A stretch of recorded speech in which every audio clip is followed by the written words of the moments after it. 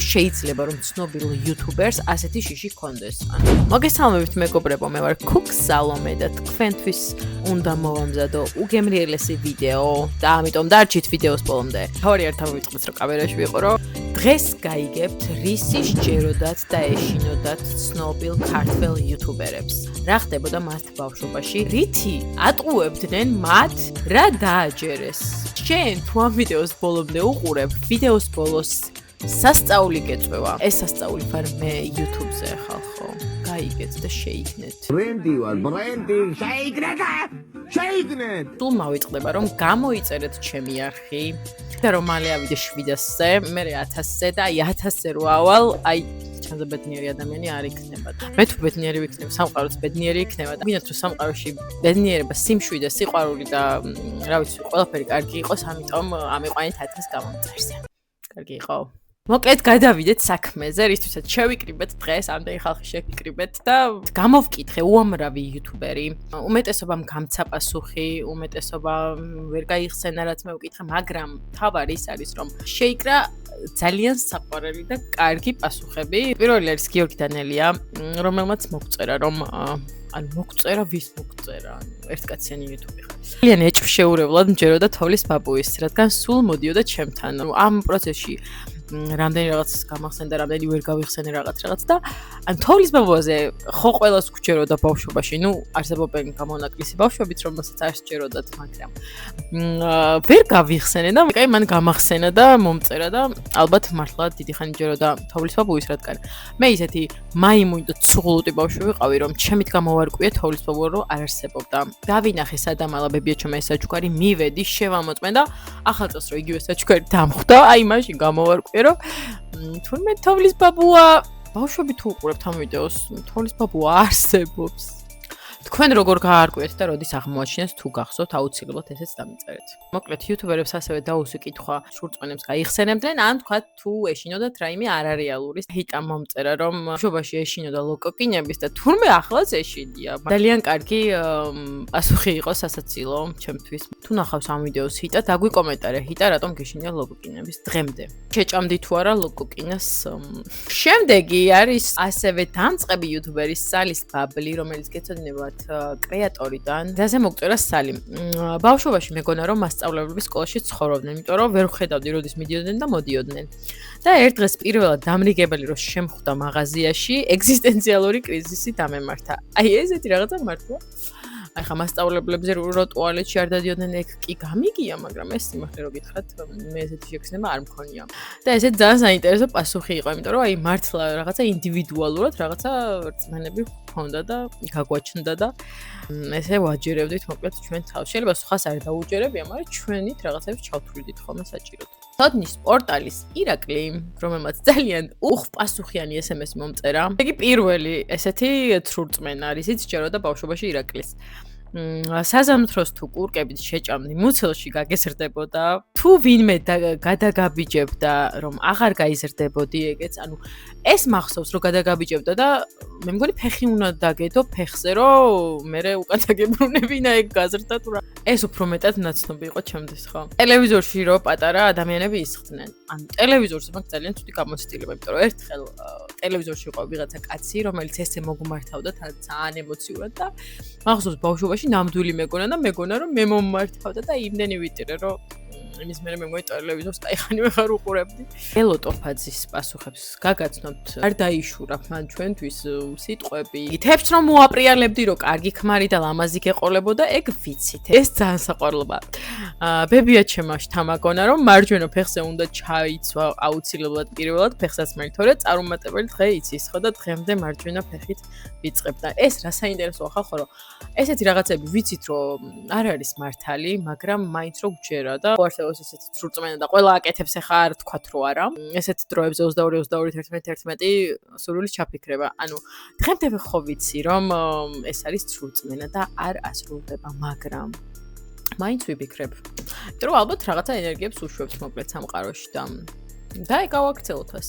არილი რო დაგებნევა ჩხუბი იცის, ესეც გავრცელებულია და ამის დამატება იყო ესეთი, რომ მალე რომ დაგექცევა, ესე ჯვარი უნდა გამოსახო, რომ არიჩხუბოთო. ხელის ქვეშ რო გაივლი, აღარ გაიზრდებიო, იმდენჯერ გამივლია და კიცი რომ მაგალიც ვარო. შენზე ბევრად სიმაღლეში მეტოლება. მომწერებში ხომ მეტოლება, სიმაღლეში ხომ მეტოლება და აი დამანებე თავი იმ დღეს უყურებდი. მეთქი აი თმები მაინც ხომ აქვს თქო და რო შევხედე, ანუ ისეთი ფერის თმა აქვს და იმ სიგრძე რო, ანუ მეთქი, ოკეი, მაგაშიც შენ იყავი პირველი. ლაშამას ისეთი რაღაცები მომწერა რომ ზოგიერთი მართლა არ მაქვს გაგონილი. შივარსკვლავების დათვლა რომ მეჭეჭებს გაგიჩენს, ეს მე მგონი გამახსენდა, რომ იყო რაღაცა მსგავსი.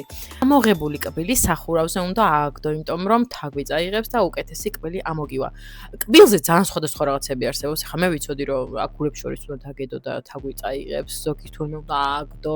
კარებში მისალმება რო არ შეიძლება სიმართლე გითხრათ, არ მქონდა გაგებული და ეს ბოლოდ საპნის ხელიდან გამორთმევა არ შეიძლება რომ სიმწარე იცისო თუ რაღაც ეგეთია და ესეც მე მგონი ბოლოს გავიგე, ანუ რაღაცასთან ერთად ვიბანდი მოკლედ ხელებს და რო გადავაწოდე, არაო და მეთქი რა, ეს სურწმენებით როგორ განსხვავდება სად გავიზარდეთ იმის მიხედვით, ანუ და ნუ სტანდარტულებით მომწერა ლაშამ, რომ აი ეს თეფშის მოსთავებაზე, შავი კატა რო გადაგირბეს, ჩანგალი თუ დაგივარდება სტუმარი და ასე შემდეგ. რეჰანის ანამაც მომწერა და მხოლოდ გაახსენდა კატების 9 სიცოცხლე, რომელიც ესეც ძალიან გავრცელებული სურწმენაა და ალბათ ყველას გვჯეროდა მართლა ამის.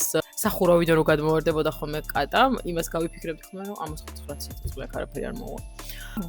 ბოლოთა. ბავშვობაში მეგონა რომ ღამურები ბრმები არიან და კიდე გარეთ რომ დაფრინავდნენ, თავზე ხელი უნდა მოიკიდოთ, მაგრამ ამაში თმაში ჩაგაფრინებიანო. თურმე ორივე ტყუილია. და როდის აღმოაჩინა ბოლოთამ რომ ეს ყველაფერი ტყუილი იყო. სად ნახეთ ეს ღამურები? მაგრამ სოფელში იყო ხოლმე ბევრი. შემდეგი ჩვენი მსხვერპლი არის გიორგი ზამბახიძე, ნონსენსის არხის წარმომადგენელი.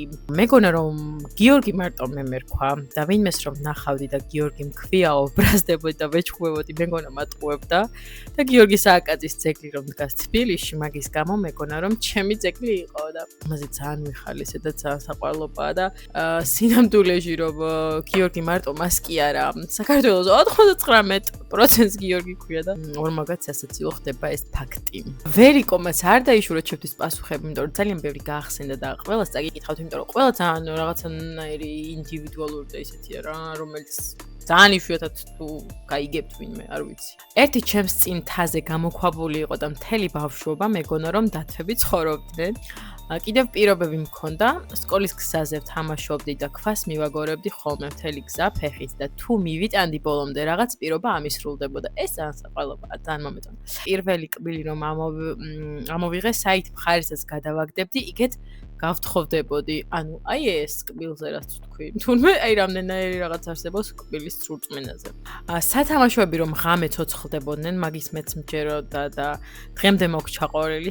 საწოლში უცბად რომ უნდა დავწვე თორე საწოლის ქვემოთ ვიღაც მტაცებს ხელს. ანუ ეს მე სურწმენის გამო არ ვიცი, ალბათ მაგიტო. არ არსებობს სამთარ საფხულ საბანი მაფარი აი ისე.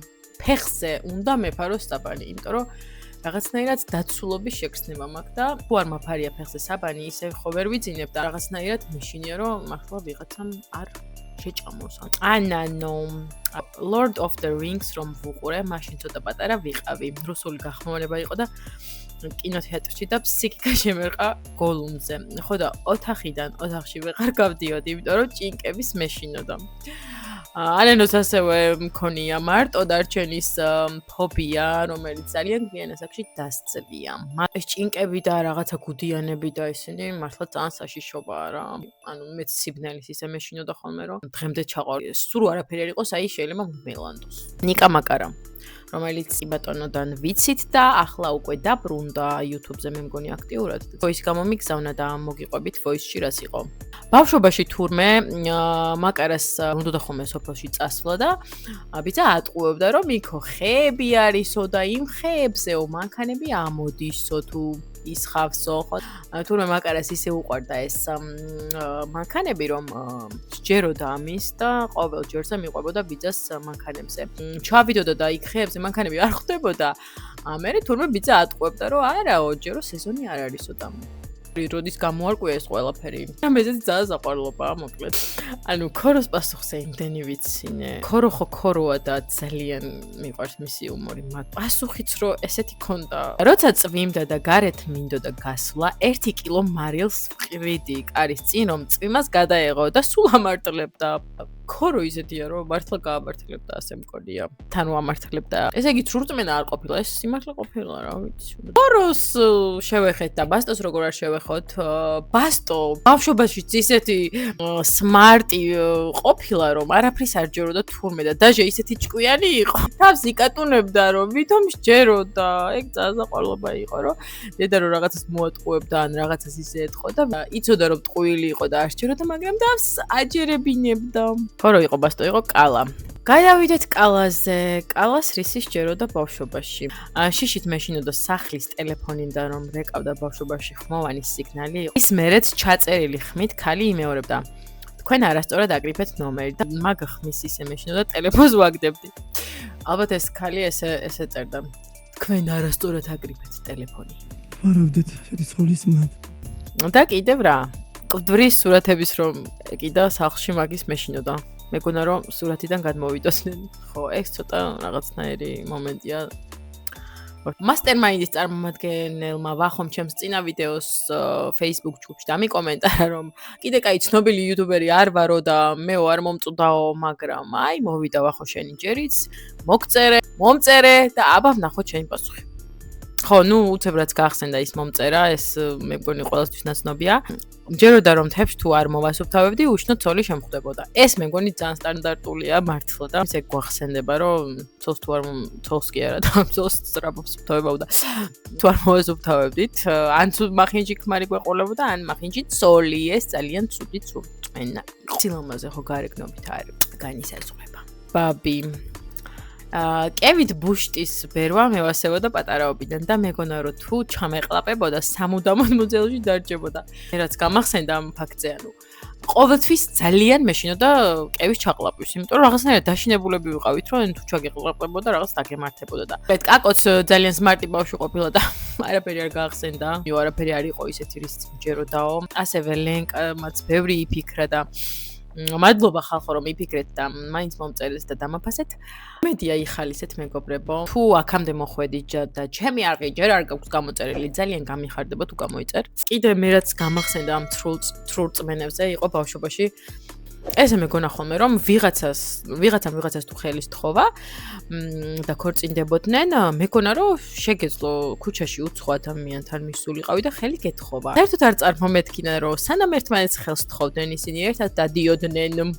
შეყვარებულები იყვნენ, მოსწონდათ, იცნობდნენ. მეგონა რომ უცხო ადამიანები ერთმანეთს ესე ხელს თხოვდნენ და ქორწინდებოდნენ. ასეთი მიამიტი ვიყავი. თურმე ესეთი მარტივი არ ყოფილა მეგობრებო.